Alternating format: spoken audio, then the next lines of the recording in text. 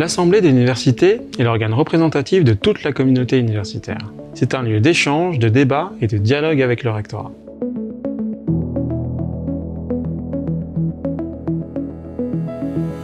L'Assemblée des universités est composée de 20 professeurs, 10 collaborateurs et collaboratrices de l'enseignement et de la recherche, 10 étudiants et étudiantes, ainsi que 5 membres du personnel administratif et technique. Ces membres sont élus pour une durée de 4 ans, à l'exception des étudiants et étudiantes qui sont élus pour 2 ans. Toutes les facultés y sont représentées. L'Assemblée se réunit une dizaine de fois par an et des membres du rectorat sont présents à chacune de ces plénières pour dialoguer avec les élus. Les séances de l'Assemblée de l'université sont publiques, donc chacune ou chacun peut y assister. L'Assemblée se prononce sur les grandes orientations de la politique universitaire et sur le fonctionnement de l'université.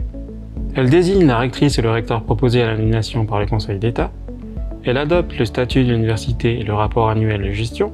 Elle donne son préavis sur les grands axes stratégiques de l'université en matière d'enseignement, de recherche scientifique et de dialogue avec la cité. Elle est régulièrement consultée par le rectorat et peut également formuler des recommandations de sa propre initiative.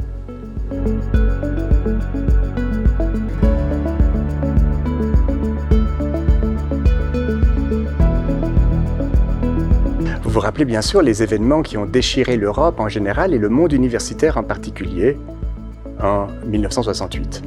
À ce moment-là, un bon nombre d'étudiantes et d'étudiants en particulier revendiquent de pouvoir participer à l'élaboration des lois qui régissent les universités. Et c'est vrai qu'on peut imaginer 2 modèles. L'université d'Ancien Régime, où un certain nombre de profs, des hommes seulement, des mandarins, prennent toutes les décisions qui concernent l'Uni.